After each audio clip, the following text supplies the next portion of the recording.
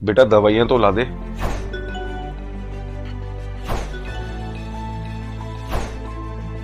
दवाइयाँ मंगवाएं सबसे तेज अपने भरोसेमंद नजदीकी मेडिकल स्टोर से। आज ही आयु ऐप डाउनलोड करें। सबसे तेज, सबसे भरोसेमंद। बेटा दवाइयां।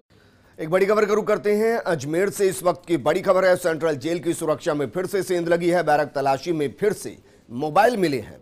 बैरक नंबर 12 में 2 कैदियों के पास से 2 मोबाइल मिले हैं। अजमेर के सिविल लाइंस थाने में मुकदमा भी दर्ज किया गया, लेकिन सवाल यह है कि इस तरीके के मुकदमे दर्ज तो होते हैं, लेकिन मुकदमे दर्ज होने के बाद फिर से जेल के अंदर मोबाइल कैसे पहुंच जाते हैं? यकीनन सुरक्षा में सेंध या फिर कहें कि मिलीभगत, क्योंकि बाकायदा एक जब कैदी के लिए खाना भी अंदर परिवार की तरफ से दिया जाता है तो उसकी सघन जांच की जाती है। ऐसे में कैसे मुमकिन है कि कोई मोबाइल अंदर चला जाए? जब एक कैदी अंदर पहुंचता है तो उसकी पूरी जांच की जाती है, उसके बैरक की जांच की जाती है।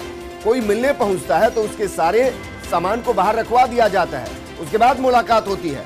तो फिर कैसे मुमकिन है कि मोबाइल अंदर पहुंच जाए? बिना मिली भगत के मुमकिन नहीं। और सुरक्षा में एक बड़ी सेंध अक्सर राजस्थान में हमने वो वक्त भी देखा है जब जेल के अंदर से पूरी रैकेट चलती थी, जेल के अंदर से पूरी गैंग चलती थी। और शायद अभी भी अपराधी इतने ज्यादा मजबूत कि वो अपराध करने के बाद सलाखों में तो पहुंच जाते हैं, लेकिन सुविधाओं में कोई कमी नहीं आती। मेरे सहयोगी शुभम मेरे साथ जुड़ चुके हैं। शुभम, देखिए, बिना मिली भगत के बिल्कुल मुमकिन नहीं कि अंदर मोबाइल पहुंच जाए।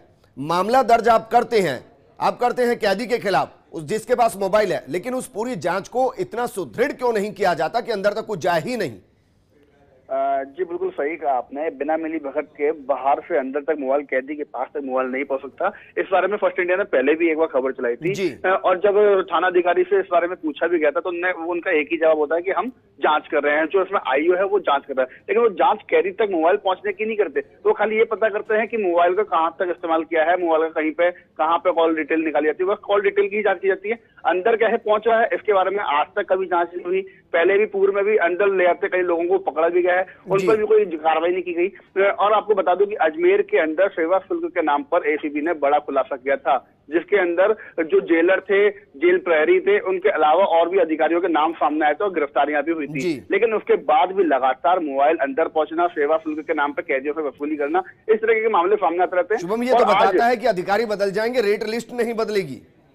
जी बिल्कुल, जो रेट लिस्ट है वो भी पहले खुलासा किया गया था कि रेट लिस्ट भी आई थी। और जो जेल के अंदर मोबाइल आसानी से पहुंच जाना एक बड़ी चीज नहीं है, क्योंकि लगातार अजमेर के केंद्रीय कारागृह से मोबाइल मिलते रहे हैं। और अगर बात करें अजमेर के केंद्रीय कारागृह के अलावा अजमेर में जो हाई सिक्योरिटी प्रदेश की एकमात्र हाई सिक्योरिटी जेल है, जहाँ पे कुख्यात अपराधी रहते हैं, उनके पास से भी मोबाइल कई बार बरामद हुए हैं। लेकिन कम शब्दों में मुझे बताइए कि जो केंद्रीय जेल अजमेर के है उसमें अगर कोई कैदी से मिलने पहुंचता है, कोई सामान देने पहुंचता है, तो प्रोसेस क्या है?